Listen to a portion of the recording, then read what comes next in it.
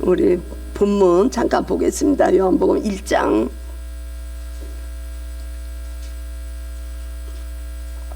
29절에서 34절까지요.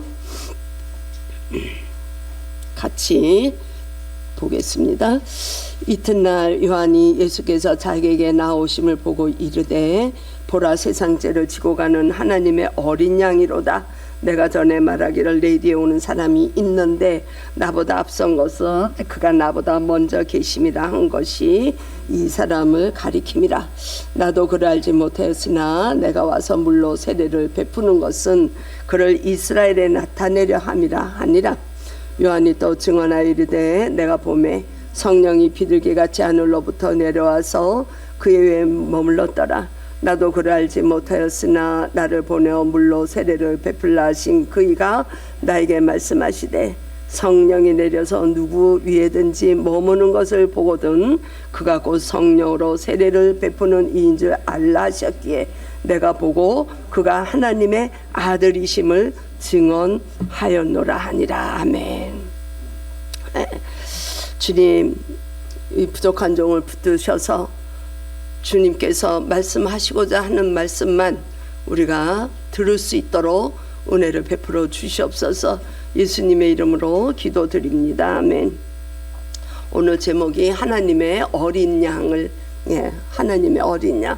자, 이게 송구영신이기 때문에 또 지난 걸 이렇게 이전 걸 생각하지 말고 새로운 것을 구하자, 이런 이제 제목보다도 그것도 좋지만 우리가 정말 이 땅에 오신 우리의 죄를 지고 가시는 또 이 인류의 고통을 해결하시려고 오신 하나님을 증언한 이 세례 요한, 이거야말로 정말 굉장히 중요한 말씀이고 우리가 꼭 알아야 되는 말씀이고, 이거는 정말로 그 성경의 핵심이잖아요. 그래서 뭐 송구영신이고 뭐 주일 첫 주고 이거 상관없이 다 중요한 말씀이기 때문에 그대로 우리 요한 복음을 강의해야 되겠다, 이런 생각을 했습니다.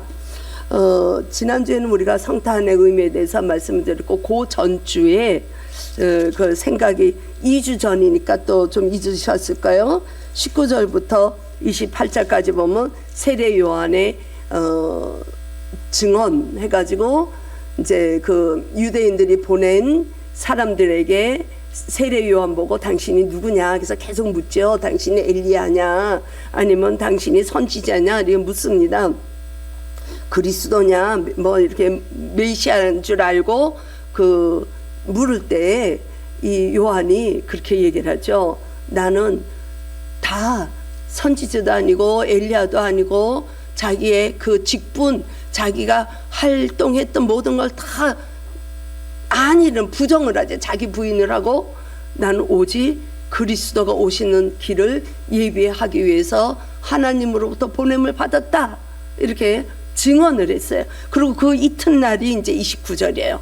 그 다음날 이제 요한이 29절, 예수께서 자기에게 나오심을 보고 이르되 보라, 세상 죄를 지고 가는 하나님의 어린 양이로다. 하나님의 어린 양.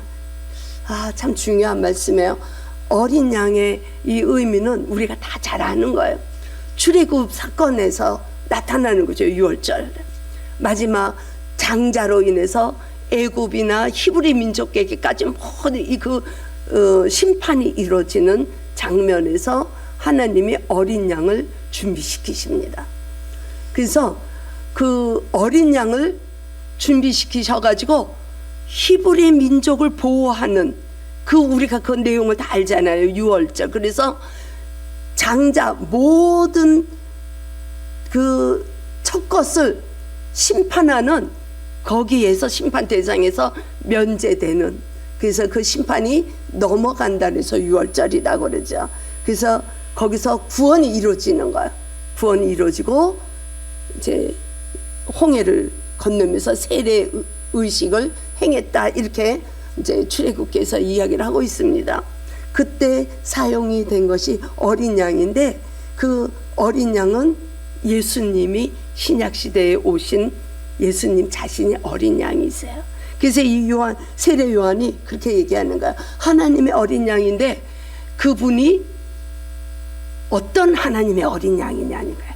세상죄를 지고 가는 어린 양이라는 거야. 우리가 그 인류에게 죄가 들어오고 나서, 아담으로부터 죄가 들어오고 나서 이 인류의 고통이 지금까지도 우리가 그 고통 속에서 살고 있잖아요. 인류의 가장 큰 문제는 죄에 대한 문제예요. 그 죄로 인해서 하나님과의 관계가 끊어지고 하나님이 계셔야 되는 자리에 인간 한 사람 한 사람이 다 하나님 자리에 올라가 있는 거예요. 그래서 내 뜻대로 가기 때문에 이 인류 전체의 문제가 거기서부터 다 시작이 되는 거죠. 그래서 이 자연환경도 얼마나 지금 심각합니까? 그죠? 보니까 이 미국에도 보니까요, 그냥 이 호수에 파도 치는 거지, 파도 치는 자체로 얼었더라고. 보니까 그 저기 지금 있는 우리 조카가 보내준 사진인데, 그냥 얼마나 미국이 그렇게 우리보다도 조금 지역이 이게 온도가 높은데도 지금 세계적으로 너무 그냥 추워가지고 참 힘든 상황에 있어요. 지구가 지금 계속 힘들어하고 있어요. 우리 환경도 그렇고, 환경 문제도 굉장히 큰 문제잖아요. 이 인류의 근본적인 문제는 우리가 다 그 죄로부터 오는 거예요. 그래서 그 죄를 해결시키시려고 예수님이 이 땅에 오신 거예요. 아멘. 예수님은 창조주시란 말이에요. 천지를 창조하신 그분이 하늘의 본체를 버리시고 죄의 모양으로 우리와 똑같은, 죄는 없으시지만 이 땅에 오신 거예요. 저 같은 정말 문제를, 저 같은 자를 살리시려고 오신 거예요. 그리고 이 인류의 죄를 다 없애려고 오신 거예요. 그래서 세상 죄를 지고 간다는 이 지고 간다는, 지고 가는의 원래 뜻이, 원문의 뜻이 제거하다, 없애버린다는 뜻이에요.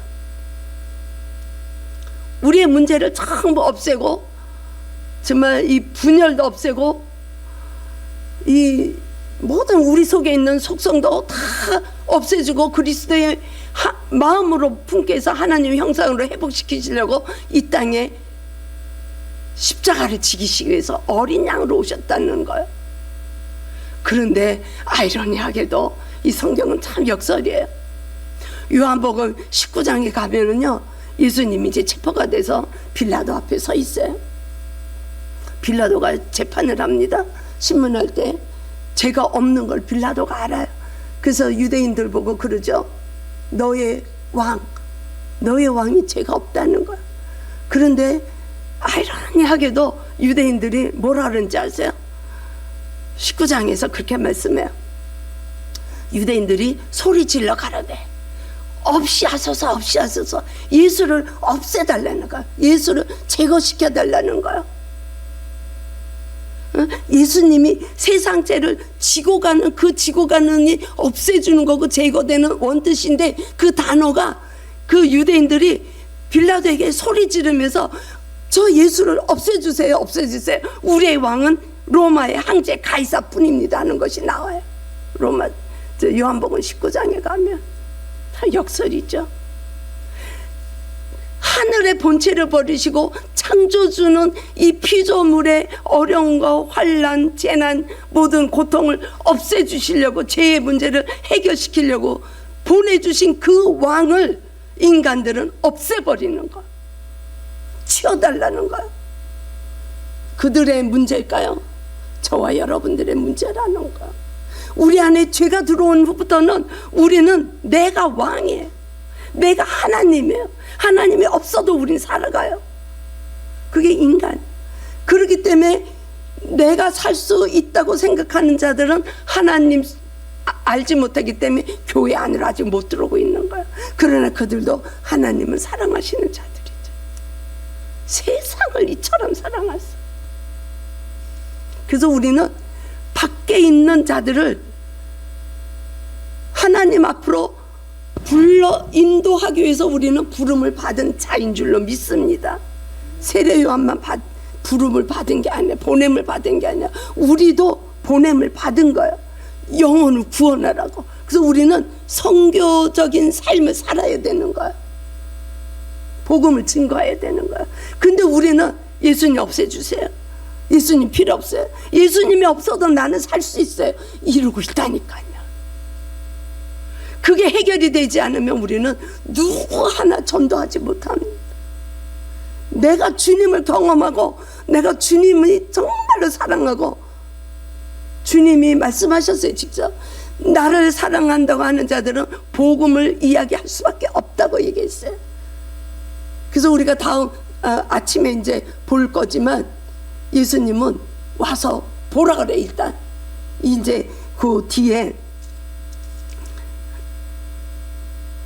35절서부터 보게 되면 이제 그 세례 요한의 제자들이 그 요한의 말을 듣다가 두 제자가 예수님한테 가요. 그때 예수님이 와서 보라 그래요. 사마리아 여인이 예수님을 만나고 나서 동네 들어가서 와서 보라 그랬죠. 저와 여러분들이 예수님을 경험하고 예수님을 바로 알고 예수님을 바라보는 그 눈이 열리고 귀가 열렸을 때 우리는 밖에 나가서 와서 보라고 얘기할 수 있는 거야. 그러기 위해서 우리는 주님과 동행해야 되는 삶을 살아야 되고, 주님이 누구신지를 우리는 알아야 되는 거야. 그래서 제가 새해에는 성령을 예수님은 누구신가 찬양으로 넣었어요. 예수님 누구신가를 우리는 알아야 돼. 근데 교회 들어와서 몇십 년 모태 신앙으로 교회 생활을 하고 한 달이지만 우린 종교에 너무 열심히 일하는 거야. 예수님을 따라가기보다는 예수님 필요 없어요. 내가. 그래서 교회에서 분란이 일어나는 제일 큰 요인도 내가 너무 바리새인들처럼 종교에 열심을 가진 사람들 때문에 교회도 분열이 나는 거야. 초신자들은 아무 얘기 안 해요. 직분자들이 너무 하나님을 사랑하는 그 마음으로 교회를 위하다 보니까 자기 소리를 내다 보니까 싸움이 일어나는 거야. 예수님을 진정으로 안다면 하나가 될 수밖에 없어요. 우리는 하나가 되고 영혼을 살리는 일에 힘써야 되는 거야. 그럼 우리가 예수님을 바로 알아야 돼요. 저와 여러분들은 예수님이 없어도 됩니다가 아니라 예수님이 꼭 내 인생에, 우리 가정에, 우리 교회에 필요합니다. 그래서 주님, 그 주님의 빛이 나한테 온 이상 나도 빛을 발할 수 있는 사명을 감당하게 하옵소서 하는 마음 고백을 우리는 해야 될 줄로 믿습니다. 그런 저희들이 될 수 있기를 축복합니다. 그런데 보세요. 그래서 이제 그 예수님을 증거하는 세례 요한이 33절에 가서 보니까 그렇게 말씀하고 있어요. 나도 그를 알지 못했다는 거야. 세례 요한이 그는 예수님이에요. 예수님이 누군지 알지 못했어요. 예수님이 처음에는 알지 못한 거예요. 그런데 누가복음을 보게 되면 이 세례 요한과 예수님은 친척이에요. 친척. 그 엘리사벳, 그 세례 요한의 어머니와 마리아가 친족이거든요. 그래서 이 친척 관계. 그리고 예수님보다 6개월 먼저 태어났어요, 세례 요한이. 그래서 마리아가 수태고지를 받고 그 엘리사벳에게 갔을 때 그 태중에서 주님이 오신다고 성령으로 알았단 말이에요. 그게 누가복음에 나오잖아요. 근데 여기서 세례 요한이 나도 몰랐다는 거야. 그 예수님이 그리스도인지를 몰랐다는 거야. 지식으로 예수님이라는 거를 몰랐다는 게 아니라 그 예수님이, 내가 알았던 예수님이 그리스도인 거를 몰랐다는 이야기를 하는 거야. 근데 어떻게 알게 되는가? 보세요. 33절 우리 같이 보겠습니다. 시작. 나도 그를 알지 못했으나 나를 보내어, 하나님이 세례 요한을 보내, 하나님의 나를 물로 세례를 베풀라 하신 그의 하나님이죠. 나에게 말씀하시되 성령이 내려서 누구 위에든지 머무는 것을 보거든 그가 곧 성령으로 세례를 베푸는 이인 줄 알라 하셨다. 자, 예수님을 아는 것은 어떻게 아느냐? 성령으로 아는 겁니다. 저와 여러분들 마음에 이미 성령님이 내주하고 계십니다. 동의하시죠? 네. 아멘입니다. 그래서 바울은 그렇게 얘기해 주죠. 얘 하나님의 영이 아니거든. 하나님의 영은 성령이야. 성령이 아니거든 누구도 예수님을 그리스도라 주라고 고백할 수 없다고 그래요. 그래서 이미 지금 송구영신에 오실 정도 되면 우린 다 주님을 고백하는 자들이에요. 우리 안에 성령님이 계시단 말입니다. 그런데 중요한 것은 내주하시는데 우린 그 성령님이 충만해야 돼. 그래 역사가 일어나는 걸 우리가 알 수가 있어요. 느낄 수가 있어요. 경험할 수가 있어요. 그냥 내주만 하시면 안 돼. 그런 거예요. 또 베드로도 고백을 했어요. 베드로도 예수님이 진정으로 그리스도이신 줄 모르면서도 마태복음 16절 보면 하나님의 아들이시고 그리스도시고 살아계신 하나님의 아들이라고 고백을 해서 그때에 예수님이 뭐라 그런지 아세요? 베드로야, 네가 그렇게 고백할 수 있는 것은 복이 있도다 그랬어요. 예수님을 주라고 우리가 고백하는 자체가 복이 있는 거예요. 저와 여러분들은 복이 있는 자입니다. 아멘. 우리는 복이 있는 자예요. 그 복을 놓치지 마십시오. 그 복을 놓치지 않게 해서 우리는 주님과 365일 동행해야 돼. 에녹과 같이. 우리가 이제 주일날 첫 기도할 때 에녹으로 잡았어요. 왜? 저 주제에 맞춰서. 근데 오늘 같이 에녹이 나와버리네. 동행 굉장히 중요한 거야. 동행만. 자, 저기 꽃을 제가 저거 오늘 다 치워야 되는데 그냥 꽂아놨어요. 저걸 자세히 보시면 그 소국 밑에 새싹이 지금 나고 있어요. 이따가 끝나면 한 번씩 이렇게 보시고 가세요. 저 꽃 소국이 우리 여기 강단에 꽃꽂이 3주 됐어요. 3주. 저도 꽃꽂이하고 처음으로 너무 경이롭고 기가 막혀가지고 저 정말 위에는 다 시들어 있는데 그 밑에 보면 이게 싹이 나왔어. 야, 이 생명이라는 게 그런 거예요. 그걸 보고 야, 우리가 볼품 없고 진상 노릇할 때도 있고 정말 참 웃기는 존재지만 포도나무에 붙어 있으면 우리는 산다. 그런 거예요. 얼마나 경이롭든지. 야, 정말 이따가 진짜 꼭 한 번씩 보고 가세요. 그런 겁니다. 그래서 우리는 이미 복이 있는 자로서 우리 안에 계시는 성령으로 충만한 저희들이 되길 원합니다. 그래서 새해에는 조금 더 감사하고 조금 더 남을 긍휼을 베푸는 마음을 갖고 조금 더 참고 가고. 그게 잘 안 돼. 현실에 가면 참 그게 잘 안 돼. 그냥 너무 힘들어요. 저는 우리 가족들을 축복합니다. 그 하나님이 하시는 일을 경험할 수 있는 한 해가 되시기를 축복합니다. 복이 있는 자이기를 축복합니다. 시편 1편에는 복이 있는 자는 의인의 길을 간다 그랬어요. 의인의 길을. 의인은 하나님 그리스도가 의인이에요. 그리스도를 닮아가는 삶. 그리스도를 닮아가는 삶이 무엇이에요? 말씀을 주야로 묵상하는 삶이에요. 이제 큐티도 그대로 그냥 훑어서 보시지 마시고 우리가 새해부터는 큐티도 조금 더 묵상하는 마음으로 보자고요. 그게 의로운 자의 삶이라는 것이에요. 그럴 때 우린 깨달아질 수가 있는 겁니다. 그래야 우린 나가서 복음을 증거하는 삶이 돼요. 내가 그게 아니면, 그게 안 되면 복음을 증거할 수가 없어요. 근데 예수님을 정말 만나고 예수님을 경험하고 그리스도가 어떤 분인지 알면 우리는 이게 밤새고도 얘기합니다. 예수님에 대한 일 밤새고도 얘기해요. 한번 그런 경험이 있으면 좋을 것 같아요. 꿈꾸고 가십시다. 네, 우리 다 그런 복 있는 자가 되기를 축복합니다. 우리는 예수님을 따라가야 돼. 세상을 따라가면 안 돼요. 그래서 우리가 먼저 주님을 따라가고 우리 형제들,